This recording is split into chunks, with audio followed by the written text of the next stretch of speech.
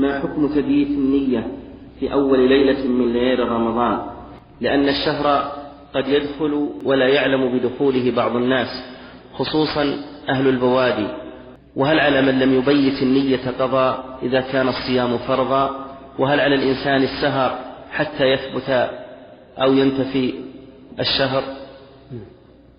ولكن إذا كان ليلة 30 من شعبان ونام الإنسان على نية أنه إن كان غدا من رمضان فأنا صائم، ولم يستيقظ إلا بعد طلوع الفجر على النية الأولى، وتبين له أنه من رمضان، فإن الصوم يجزئه لقول الله تعالى: فاتقوا الله ما استطعتم. وهذا الرجل فعل استطاعته، ولا يلزم الإنسان أن يسهر ليلة 30 من شعبان ترقبا للإعلان عن دخول الشهر. نعم.